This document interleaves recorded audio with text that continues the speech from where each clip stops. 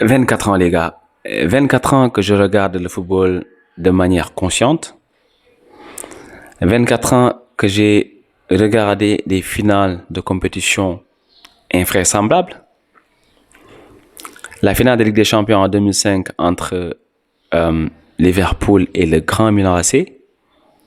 Cette finale appelée désormais le miracle d'Istanbul. La demi-finale de Ligue des Champions entre le Barça et Chelsea en 2009 avec cette unique frappe du match de Barça à la 90e minute, je pense, d'Iniesta, extérieur du pied.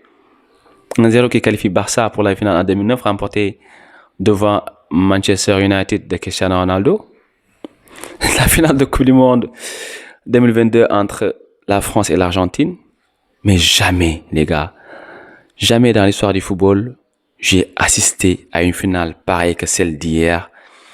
Finale de CAN entre le Maroc, pays hôte, et le Sénégal. Et on assiste au sacre du Sénégal pour sa deuxième CAN. Un immense bonheur pour le peuple sénégalais, une immense fierté pour nos lions qui se sont battus vaillamment pour remporter cette coupe à la maison. Une finale invraisemblable, comme je l'ai dit, avec plein de choses qui se sont passées avant la finale comme durant la finale. D'abord, la campagne de sabotage contre le Sénégal, leur déplacement sur Rabat sans escorte sécuritaire, les problèmes de logement, les problèmes avec le camp d'entraînement, et j'en passe. Et hier, je disais dans ma vidéo que qu'est-ce qui nous garantit qu'au cours d'envoi de cette rencontre, d'autres choses n'allaient pas se produire. Et c'est exactement ce qui s'est passé. Avec un arbitrage catastrophique, mais catastrophique. Waouh. Waouh. C'était juste incroyable. Incroyable de voir autant d'inconséquences, autant d'irresponsabilité de la part de l'arbitre.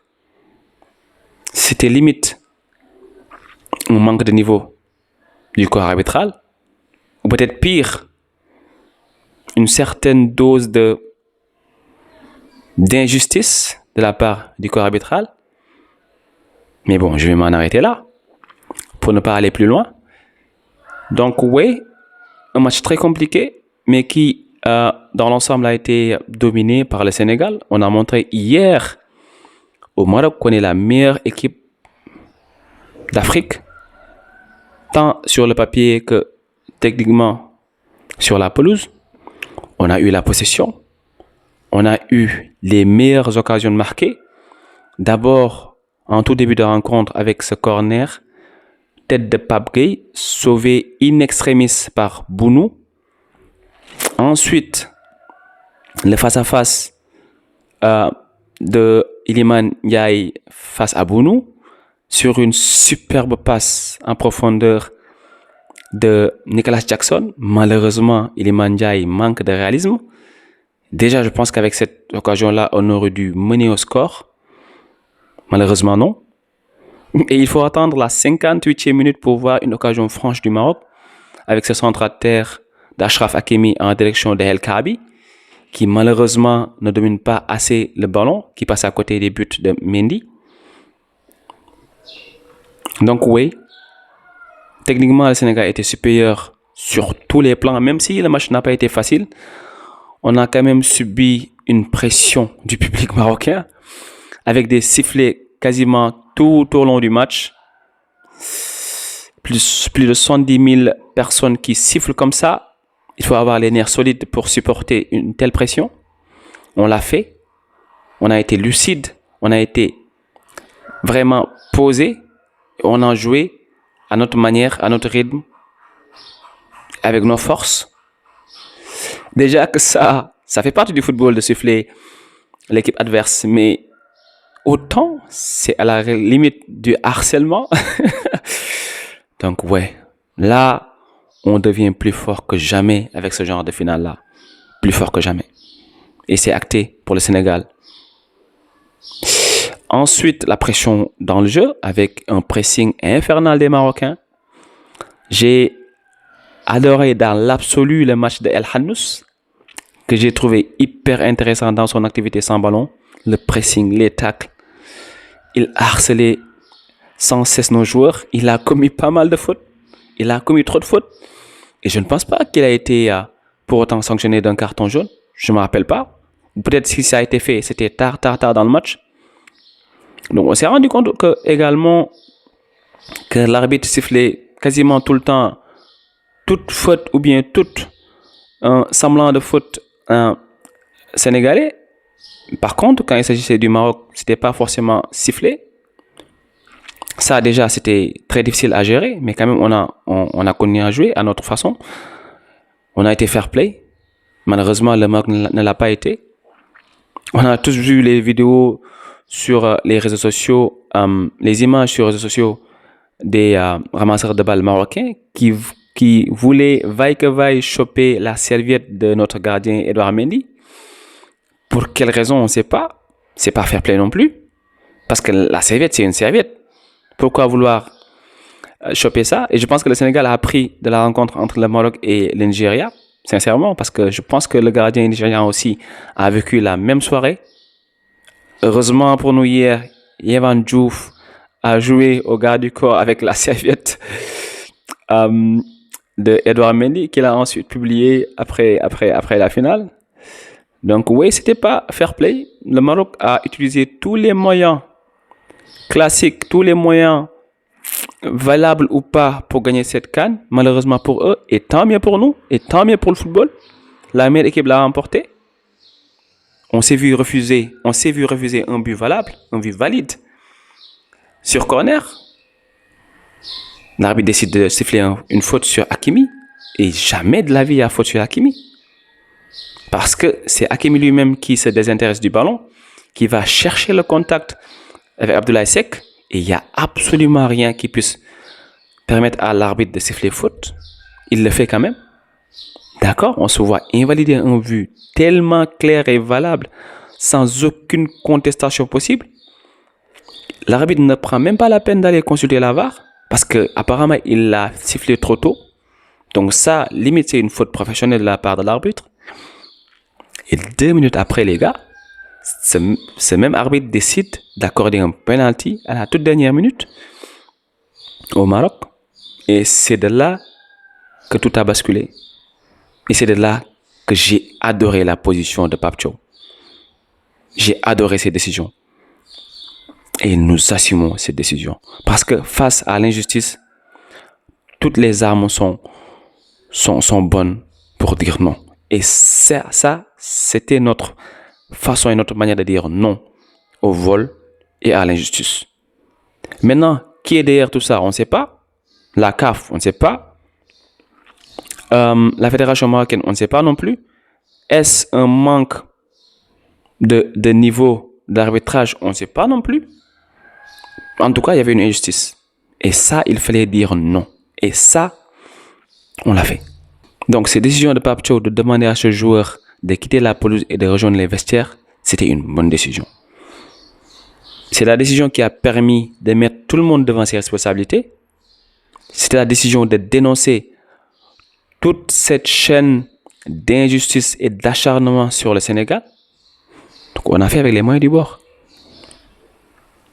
Et heureusement pour le football que nous avons un homme comme Sadio Mané qui a demandé de revenir sur la pelouse et de jouer comme des hommes. Donc, on a joué cette finale comme des hommes, en état fair play, en étant techniquement supérieur au Maroc. Et ce penalty accordé injustement et manqué par Brahim Diaz qui jusque-là était peut-être le meilleur joueur de cette CAN. Donc, ouais. Encore oui, très d'accord avec la position de Pape Thiaw parce que si on n'avait pas fait ça et si on avait laissé le Maroc tirer son penalty sur le coup, peut-être qu'ils auraient marqué, on aurait perdu, on en aurait parlé 2 ou 3 jours et après on aurait oublié et on aurait perdu injustement, les gars. Donc oui, face à l'injustice, il faut être vicieux et courageux et on a été vicieux mais dans le bon sens et hyper courageux comme toujours. Et félicitations pour l'équipe. Félicitations à l'équipe pour tout ça. Félicitations à Pape Thiaw pour ce courage. Félicitations à Sadio pour sa classe. Donc oui, on finit par marquer dans les prolongations avec ce canon, ce coup de canon de Pape Gueye, pleine lucarne de Bounou, imparable. On a eu les meilleures occasions ensuite. Ibrahim Mbaye qui vient semer le bordel dans la défense marocaine. Chérif Ndiaye qui rate l'immanquable face à Bounou. On a été meilleurs et on a gagné. Et maintenant, depuis ce matin, je vois sur certains plateaux que j'ai manqué hier de certains consultants qui veulent, comment dirais-je, pervertir l'histoire, nous parler de honte parce que le Sénégal a décidé de ne plus jouer, etc., sans oublier ce qui est à l'origine de notre position. Il faut être conséquent et il faut être courageux. La vérité, elle est claire et personne ne pourra la pervertir. Oui, on mérite cette CAN et on l'a gagnée dignement.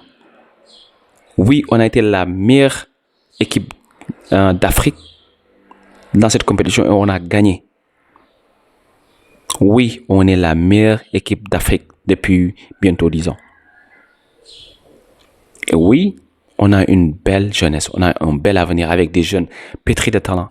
Le match de Mamadou Sarr, incroyable. 20 ans, incroyable. Finale de CAN, toute cette pression, tous les huées des supporters marocains, 70 000 personnes. Serein, solide dans la tête, solide dans les jambes. Incroyable. Mendy, 0 match avant cette finale en CAN. Peut-être pas de rythme, mais qui quand même fait le nécessaire pour bloquer Abdé. El Hadj Malick Diouf, qui n'a laissé aucune chance à Brahim Diaz, qui était fantomatique tout au long de cette période. Le match de Ghana, le match de Pape Gueye, Sadio Mané, notre GOAT, qui a conduit cette équipe. Et qu'est-ce qu'on doit énormément à Sadio Mané? Quel joueur, quel phénomène, quel homme. Waouh. Wow. Au-delà de son aspect technique, c'est le leader de cette équipe. Avec son charisme, son sang-froid, sa dignité, les gars. Incroyable. Incroyable. Donc, félicitations à toute la nation sénégalaise. Félicitations à tous Sénégalais, quel que soit là où tu es. Félicitations au football parce que c'est le football qui a gagné hier. Voilà, on est champion d'Afrique pour la 2e fois. Maintenant, on est un grand d'Afrique. Et côté vécu, on a vécu tellement de choses tout au long de ces années que maintenant, oui, on est devenu une grande nation de football africaine. Je pense que le meilleur reste à venir. Dans 6 mois, la Coupe du Monde aux États-Unis et au Canada, avec cette équipe-là, avec cette jeunesse-là, avec la complémentarité entre les anciens expérimentés et cette jeunesse pétrie de talent, Ibrahim Mbaye, Mamadou Sarr. Quel cadeau. Quel cadeau. Je pense qu'on est béni. Le Sénégal est béni par les dieux du football et on va en profiter. Alors les gars, merci pour tout. C'était tout pour aujourd'hui. On se retrouve très très très vite pour une autre vidéo sur votre chaîne favorite. Abonnez-vous, likez les vidéos, donnez-nous de la force pour vous faire plaisir, pour vous proposer des contenus de qualité. Prenez soin de vous. Savourons à fond ce sacre. C'est la période dorée du Sénégal. Il faut en profiter et amasser le maximum de titres possibles. Parce qu'on sait, le football, ça tourne. Ça tourne. Actuellement, c'est en notre faveur. Il faut en profiter au maximum. Merci à vous. À bientôt. Ciao.